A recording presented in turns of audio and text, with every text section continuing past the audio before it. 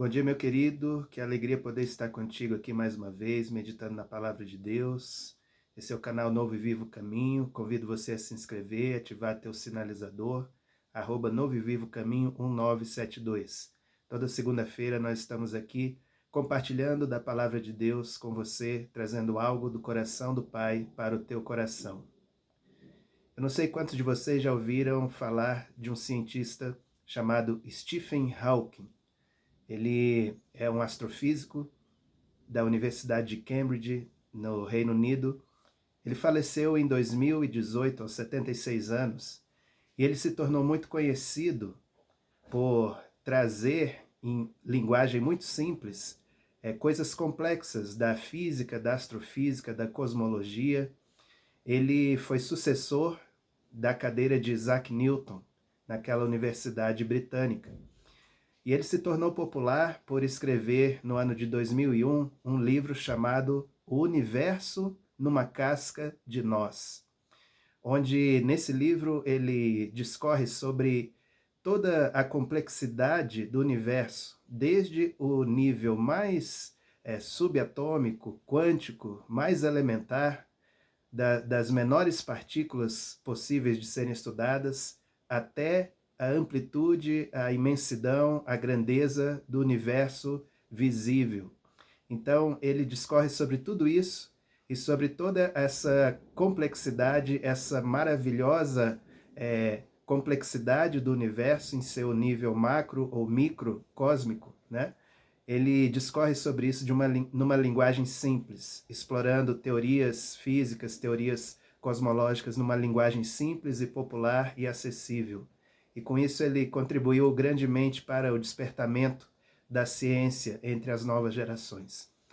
E ele mesmo era uma pessoa que vivia na limitação por conta da esclerose lateral amiotrófica, doença conhecida como ELA, né? E ele faleceu por conta das decorrências dessa doença. Talvez você não tenha ouvido falar do nome dele, mas talvez você já tenha visto a imagem. Era um cientista inglês que, a partir, né, a doença foi avançando, ele foi definhando cada vez mais, e ele falava através de um equipamento que pudesse traduzir a voz dele. E ele todo ali encolhidinho, tortinho, né, na sua cadeira, mas ele transmitia essa clareza de pensamento e essa profundidade de pensamento por meio daquele equipamento.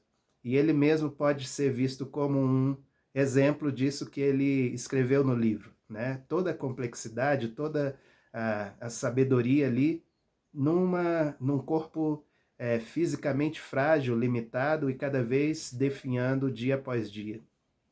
E quando eu vejo para a figura desse cientista, eu me lembro de uma passagem bíblica que é a que eu quero meditar aqui com vocês hoje.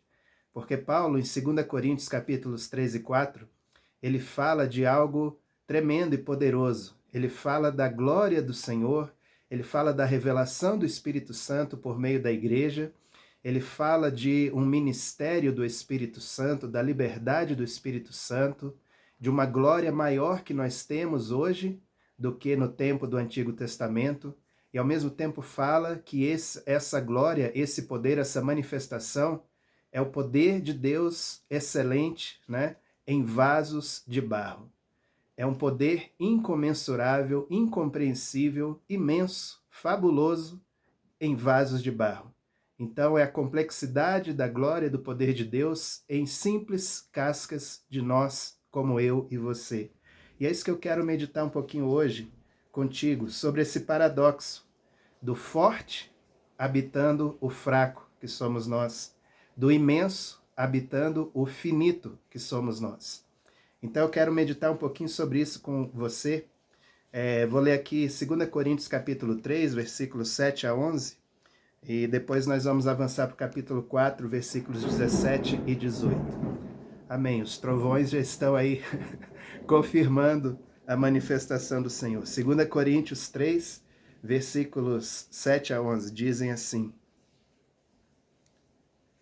E se o ministério da morte, gravado com letras em pedras, se revestiu de glória, a ponto de os filhos de Israel não poderem olhar a face de Moisés, por causa da glória do seu rosto, ainda que desvanecente, como não será de maior glória o ministério do Espírito? Porque se o ministério da condenação foi glorioso, em muito maior proporção será glorioso o ministério da justiça.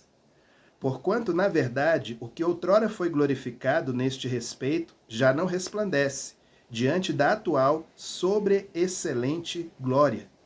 Porque se o que se desvanecia teve sua glória, muito mais glória tem o que é permanente. Aleluia. E aí os versículos 17 e 18 dizem assim: Ora, o Senhor é o Espírito. Aleluia. E onde está o Espírito do Senhor, aí a liberdade. E todos nós, com o rosto desvendado, contemplando como por espelho a glória do Senhor, somos transformados de glória em glória, na sua própria imagem, como pelo Senhor, o Espírito. Aleluia. E capítulo 4, versículos 7 a 13, diz assim: Temos, porém, este tesouro em vasos de barro, para que a excelência do poder seja de Deus e não nossa.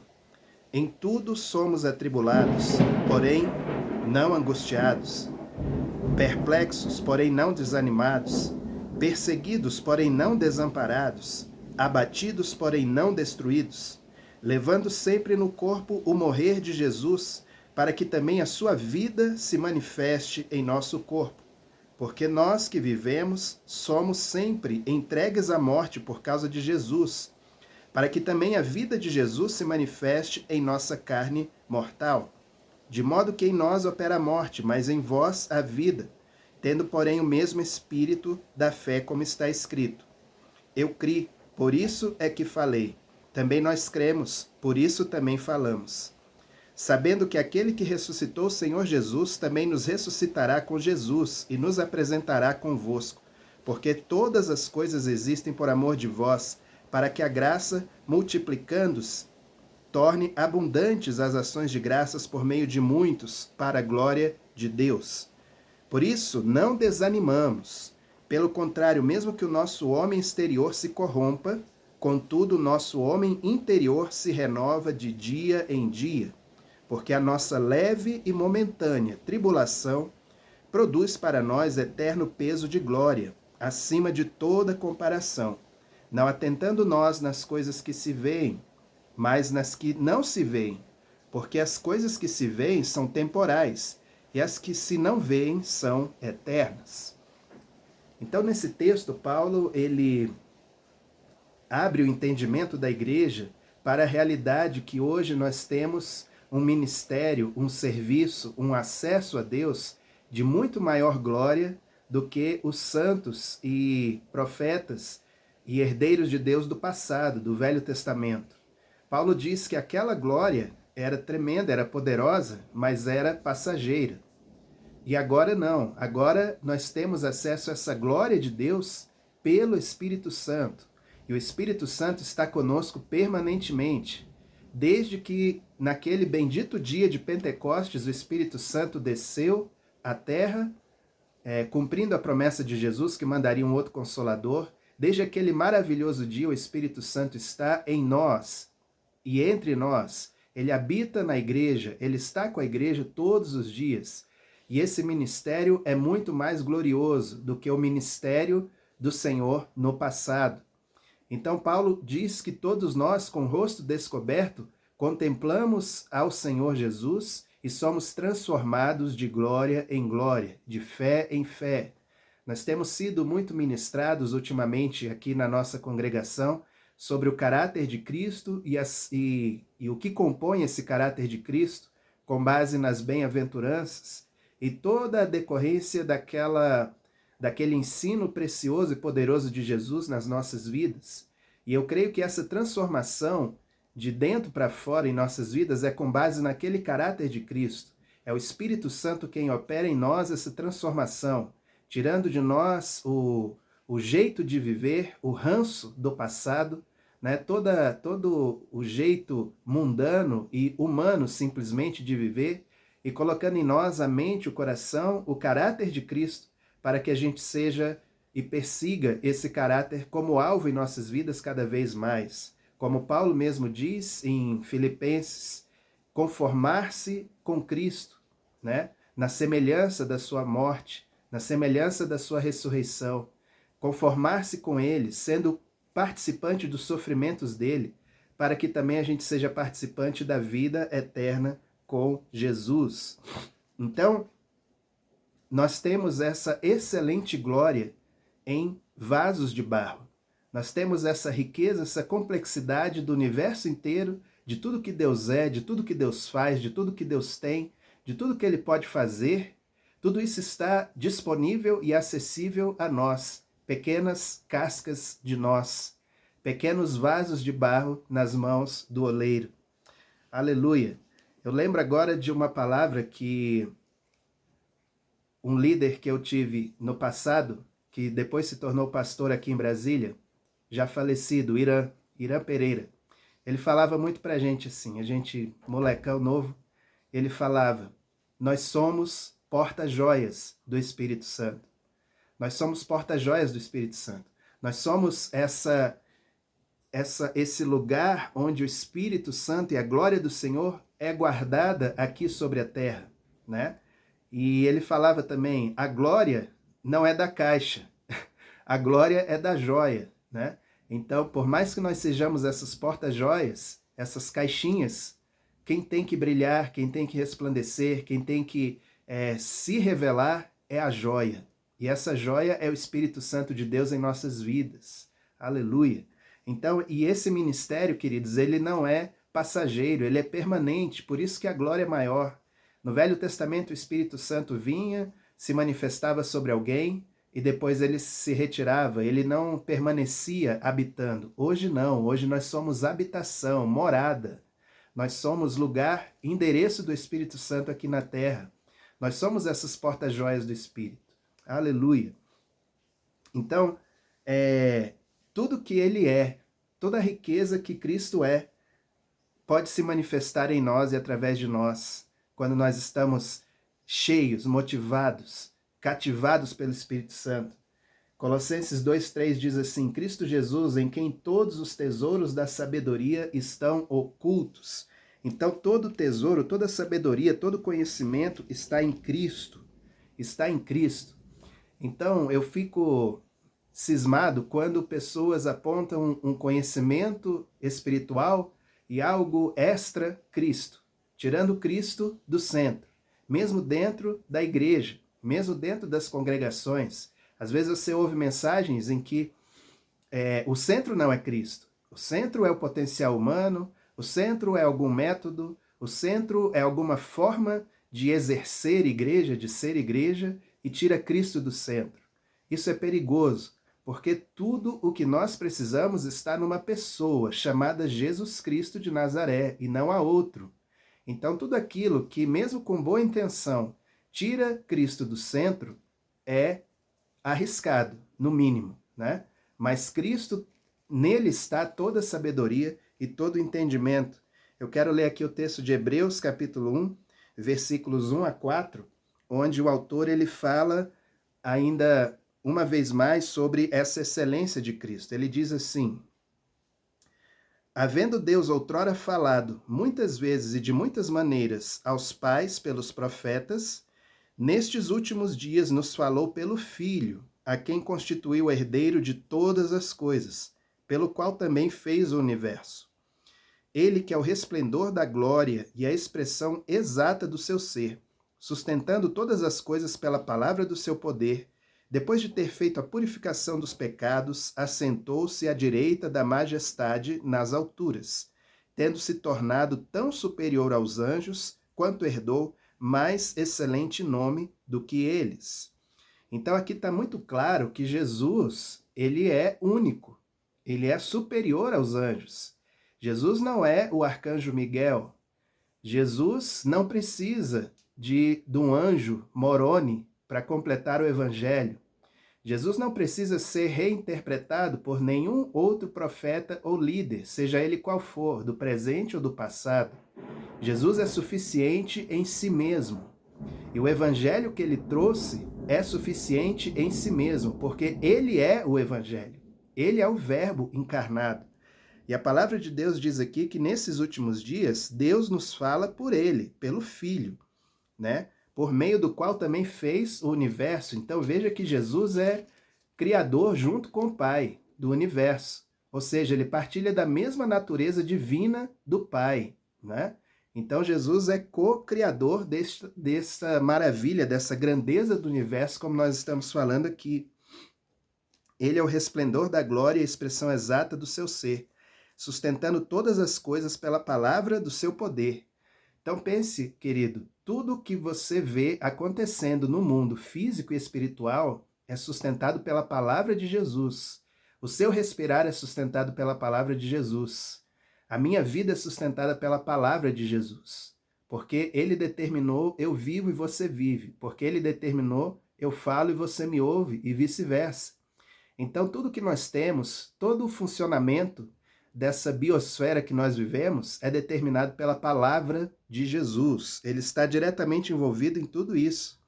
Mas não apenas isso. Ele fez a purificação dos pecados e depois disso foi exaltado e assentou-se à direita da majestade divina nas alturas. Então ele voltou àquela posição de glória do princípio, da qual ele havia aberto mão, né, para descer e encarnar como homem num corpo físico. Então Jesus é sobre-excelente, ele é único. Ele não precisa de mais ninguém interpretando, complementando, não precisa de outro evangelho, não precisa de livro de Mórmon, não precisa de interpretação de qualquer profeta a mais, né? Seja ele de qualquer denominação, cristã ou não cristã, não precisa. Ele é suficiente e único. Então, ele é excelente e essa excelência está disponível a nós. Paulo, como apóstolo dos gentios, ele tinha um anseio, ele tinha uma ânsia mesmo para que a igreja entendesse essa grandeza de Jesus.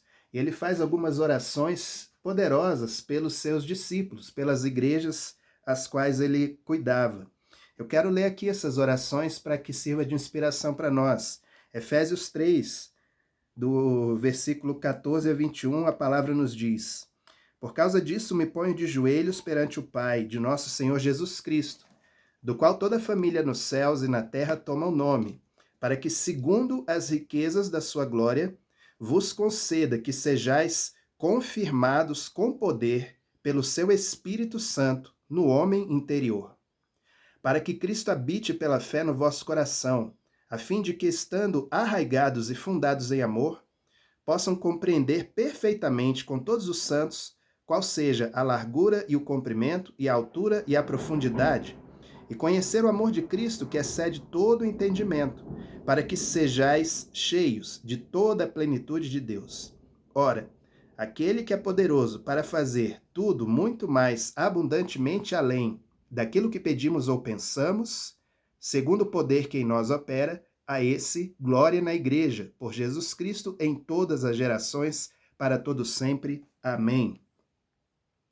Então veja que a vontade de Deus, aqui expressa por meio dessa oração do apóstolo Paulo, é que cada cristão, cada discípulo, desfrute de uma vida espiritual rica, abundante, plena, cheia de conhecimento do amor de Deus.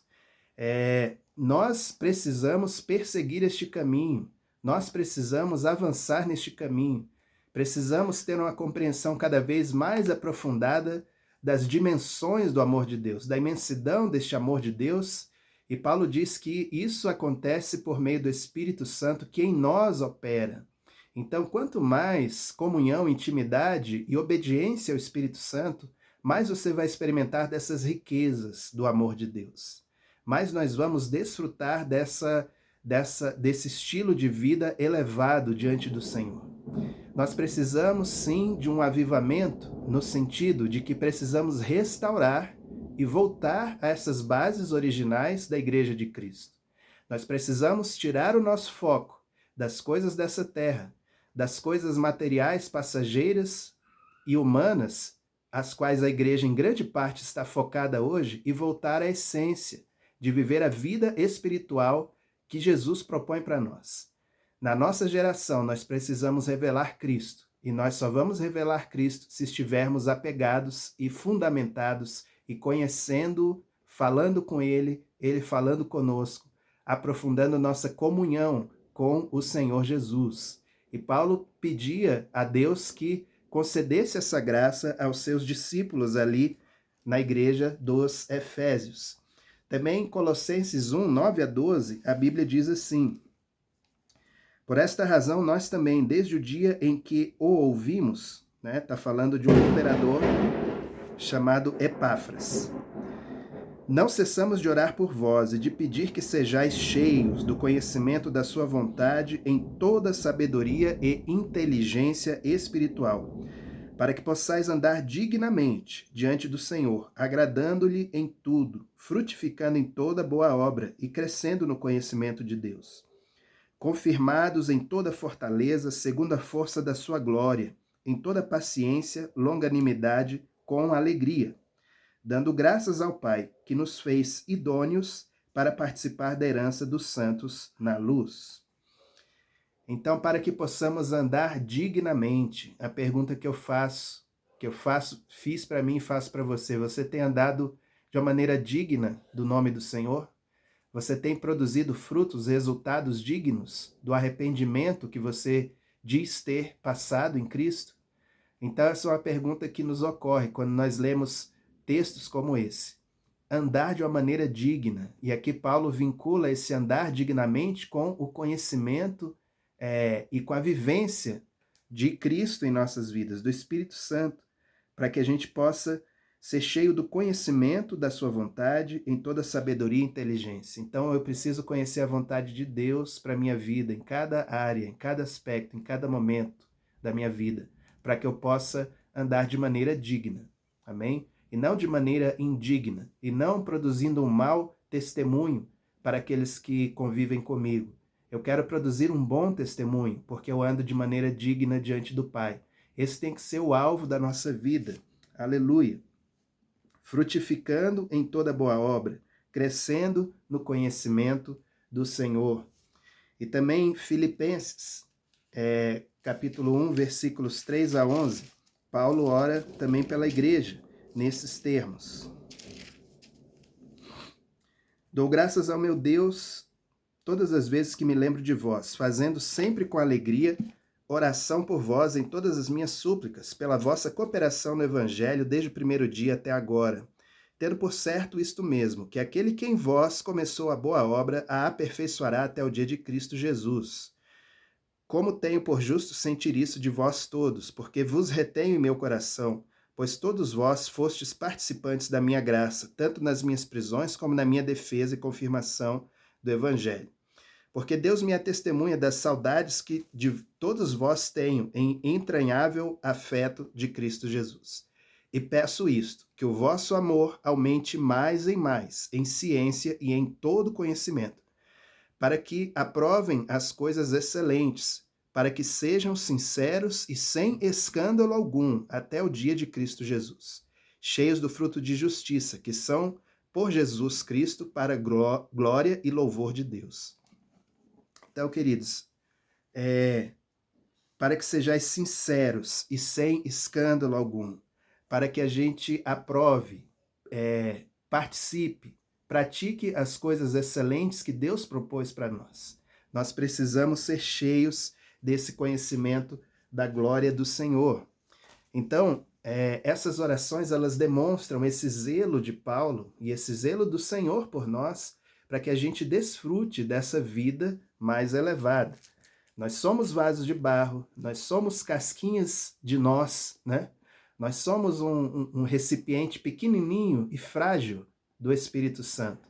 Mas é justamente nesses pequenos recipientes frágeis que nós somos que deterioramos cada vez mais, né?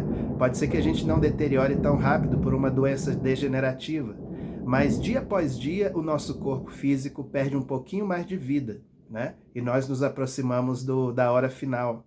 Então, enquanto não chega essa hora final, o que Cristo quer de nós é que a gente expresse essa sobre-excelente glória, para que outras pessoas vejam Jesus por meio de nós. Essa excelente glória manifesta em vasos de barro. Então, diante dessa riqueza, diante dessa grandeza, dessa beleza, todo e qualquer problema, toda e qualquer necessidade, toda e qualquer circunstância negativa se torna uma leve e momentânea tribulação. 2 Coríntios 4, 16 a 18, eu quero reler aqui, diz assim: por isso não desanimamos, pelo contrário, mesmo que o nosso homem exterior se corrompa, contudo o nosso homem interior se renova de dia em dia, porque a nossa leve e momentânea tribulação produz para nós eterno peso de glória, acima de toda comparação, não atentando nós nas coisas que se veem, mas nas que se não veem, porque as que se veem são temporais, e as que se não veem são eternas. Então, quando nós vivemos essa vida focada em Cristo, essa vida que manifesta a glória dele, nós passamos a ver as circunstâncias com o olhar correto. Quando nós não estamos focados em Jesus, os problemas, as circunstâncias, os desafios, as adversidades se tornam maiores do que o que elas realmente são. Elas se tornam muito valorizadas quando nós não estamos com os olhos em Cristo. Mas quando nós estamos focados no Senhor, buscando ao Senhor, vivendo pelo Espírito Santo, vivendo submissos ao seu governo, ao seu Espírito Santo, essas coisas se tornam leves e momentâneas, porque a gente passa a ver as coisas e as circunstâncias com olhar eterno, e não com olhar temporal e temporário, né, das nossas lutas e aflições. Porque todos nós temos e passamos por lutas e aflições. Tem momentos na vida que elas aumentam, tem momentos na vida que elas diminuem, mas todos nós passamos. A questão é como você atravessa esses caminhos, né? Como você passa por elas, né? E como elas te afetam ou não afetam espiritualmente. Essa é a questão. Se você estiver enraizado em Cristo, se você estiver contemplando a glória do Senhor, como por espelho, como diz Paulo aqui, você vai estar fortalecido e você vai estar numa posição de exercer autoridade sobre essas circunstâncias. Nem todas as circunstâncias vão passar de uma hora para outra. Tem coisas que são processuais, que demoram tempos, às vezes anos, para serem resolvidas. Mas você está em Cristo, nós estamos em Cristo. E você estando em Cristo, cheio do Espírito Santo, você vai ter dele mesmo estratégias para suportar o tempo da prova enquanto você estiver nela. E você vai ter estratégias para vencer a prova e continuar livre depois que atravessar as provas. Então, queridos, nós precisamos estar conectados com essa fonte gloriosa do Senhor, que é o Espírito Santo, né? E aí, o que a Bíblia diz? Que essa leve e momentânea tribulação, ela não vai nos trazer mais peso, tristeza, abatimento, depressão, ansiedade, insônia, opressão e essas coisas que o mundo impõe sobre nós quando não estamos andando no Espírito. Essa leve e momentânea tribulação vai trazer para nós eterno peso de glória. Então, ou seja, essas circunstâncias vão dar ocasião para que uma glória maior do Senhor se manifeste em nossas vidas. Quantas vezes eu mesmo estive debaixo de uma luta, né? Assim, até no aspecto financeiro, muitas vezes, e muitas vezes eu fui desafiado a ofertar e ajudar pessoas, né? Mesmo eu estando em crise, né? Eu pude perceber que mesmo na minha limitação, eu tinha algo a oferecer, eu tinha algo a ofertar, eu tinha o que repartir com pessoas que estavam também necessitadas como eu estava, né? Várias vezes eu pude experimentar isso na minha caminhada cristã.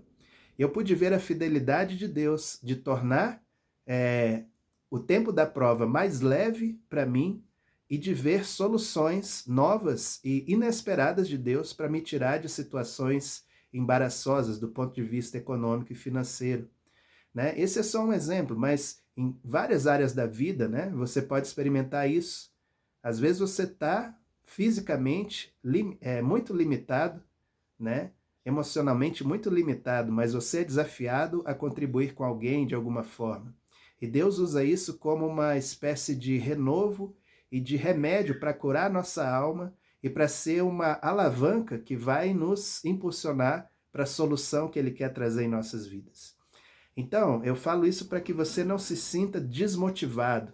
Você pode estar olhando para você com uma autopiedade, dizer assim, ah, meu Deus, mas eu não tenho nada, eu estou na lona, né? Estou aqui no zero, estou aqui sem recurso nenhum, mas o poder de Deus se aperfeiçoa na fraqueza. Lembre que esse poder excelente, ele repousa sobre vasos de barro, sobre casquinhas de nós, né? Que somos nós, né? Esse poder repousa sobre estruturas frágeis, e essas estruturas frágeis, mas disponíveis na mão de Deus, podem fazer milagres. Então, o Espírito Santo quer realizar isso em nossa vida. Aleluia. Porque nós temos essa certeza, queridos. Essa leve e momentânea tribulação, ela não tem o poder de nos desconectar, de nos separar do amor de Cristo. Eu quero ler aqui, já chegando numa conclusão, Romanos 8, 31 a 39, um texto tremendo de Paulo que diz assim: que diremos, pois, à vista dessas coisas? Se Deus é por nós, quem será contra nós? Aquele que não poupou seu próprio filho, antes por todos nós o entregou, porventura não nos dará graciosamente com ele todas as coisas? Quem tentará acusação contra os eleitos de Deus?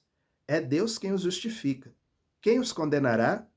É Cristo Jesus quem morreu, ou antes quem ressuscitou, o qual está à direita de Deus e também intercede por nós. Quem nos separará do amor de Cristo?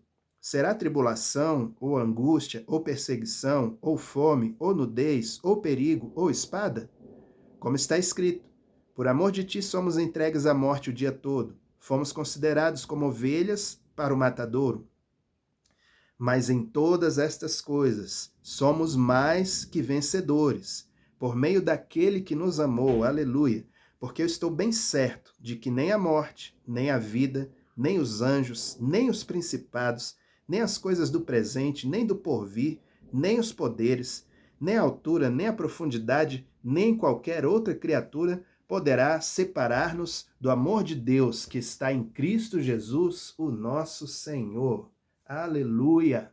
Que palavra tremenda e poderosa, meu querido.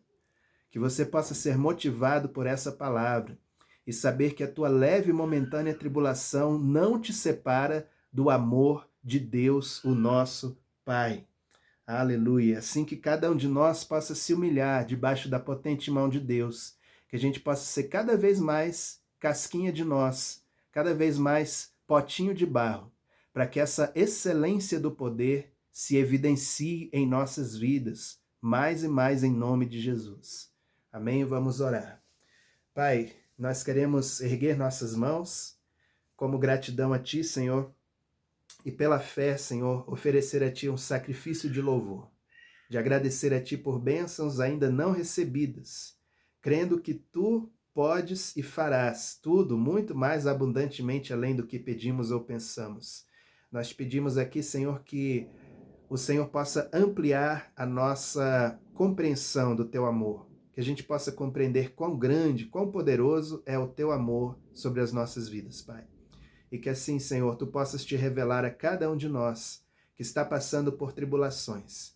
Ó Deus, a partir desse renovo da mente e do espírito, cada um de nós possa perceber que tudo que nós passamos de adversidade é apenas uma leve e momentânea tribulação, que nos levará, Senhor, a experimentar uma glória maior da Tua presença, que nos levará a um território novo, onde nós experimentaremos a Tua presença face a face.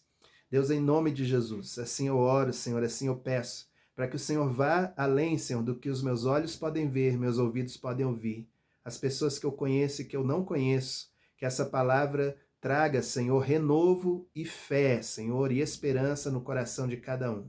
Assim, Senhor, eu declaro, assim nós te agradecemos, levantando a Ti as nossas mãos, com gratidão em nossos corações, e reconhecendo que Tu és um Pai amoroso, e que nada nos separará do Teu amor, Senhor. Aleluia. Como diz aquela canção, Senhor, e apesar desta glória que tens, Tu te importas comigo também, e esse amor tão grande eleva-me, amarra-me a Ti, Tu és tremendo. Com este cântico, Senhor, nós selamos, ó Pai, esta oração, certos do teu amor e do teu cuidado para com as nossas vidas, em nome de Jesus. Amém e amém. Aleluia. Aleluia. Que bênção, queridos, estar na presença de Deus, meditar na sua palavra, ser fortalecido pelo seu Espírito. Espero que essa palavra tenha te edificado. Te peço um grande favor, se você foi edificado por essa palavra, compartilhe com mais pessoas do teu círculo de amizades, 2 ou 3 pessoas, envie essa palavra para eles ou para elas, em nome de Jesus. Se você não se inscreveu aí no canal, @Novo e Vivo Caminho 1972, tudo junto, na lupinha do YouTube, você vai me achar aí. Se inscreva, ative teu sininho e toda segunda-feira nós estamos compartilhando a palavra de Deus aqui para o teu coração. Você tenha uma excelente semana, cheia da manifestação da glória do Senhor, cheia de revelação do Espírito Santo sobre a tua vida, e seja luz.